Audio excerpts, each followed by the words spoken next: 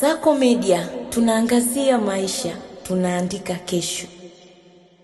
Hiyo mifuko 7 ilitarajiwa ingepokea shilingi, kiangalia makusanyo halisi na ile 70%, ilitarajiwa ingepokea shilingi 324.2 bilioni, na kiasi chote cha shilingi 324.2 bilioni kimepelekwa katika mifuko ile kwa mujibu wa kile kiwango ambacho inategemewa kipokee. Kwa upande wa mfuko wa barabara ambao ndio unahusika zaidi kwenye swala hili la kwanza, ulitarajiwa una sehemu mbili, lakini ulitarajiwa upokee shilingi bilioni 76 katika mwezi wa Julai, na mfuko huu umeingiziwa shilingi bilioni 76. Na tulipofuatilia kwenye barabara yetu hii, na ambapo tayari imeshapata fedha kile kiwango chote ambacho mkandarasi alikuwa anadai hiki cha nyuma, shilingi bilioni 9 alizokuwa anadai zote zimeshatolewa. Sasa mkandarasi akaendelea kufanya kazi, na sisi tutaendelea kufuatilia takriban kile atakavyokuwa anatoa zile ankara zake za madai ziweze kulipwa kwa wakati.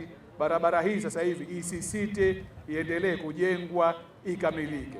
Upande wetu Wizara ya Fedha tumekutana na Wizara ya Ujenzi, tumewaambia wazipange barabara zote kwa vipaumbele kwenye kupata fedha hizi kutokana na mfuko. Tumekubaliana namna ya kupata fedha nyingine kama kitangulizi, wakati hizi nyingine zinaendelea kukusanywa kidogo kidogo, ili miundombinu ya barabara zote tulizonazo, zile ambazo zipo katika mpango wa maendeleo kama hii barabara ya Mbeya njia 4 ziweze kutekelezwa kwa haraka, na tuondokane na kadhia hii ya usumbufu wa barabara yenyewe kwa mashimo, lakini na vumbi ambalo mheshimiwa mbunge hapa amelisema.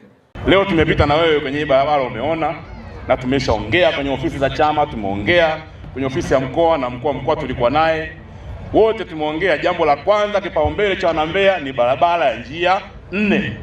Haya yote tunayoyafanya, lakini barabara hii isipokamilika tutakuwa tuwatendei haki wanambeya. Na umeona maduka mengi yako barabarani, hoteli nyingi ziko barabarani pembezoni mwa barabara ya njia 4, na wameajenga vizuri sana, na wanambeya ni wachapakazi, wala hawataki kuambia wakafanya biashara, tayari wako kwenye biashara, lakini unaona biashara zao zinachafuka, maduka yanachafuka, suti pale ziko madukani lakini zimeshachafuka zikiwa dukani, vifaa vya ujenzi hali kadhalika na shughuli zingine zote. Wenye mahoteli sasa hivi wanasafisha vyumba mara 3 kwa siku kwa sababu ya vumbi ambayo linaingia. Kwa hiyo nakuomba Mheshimiwa Waziri, hili jambo la barabara ya njia 4 ulibebe kwa uzito wake.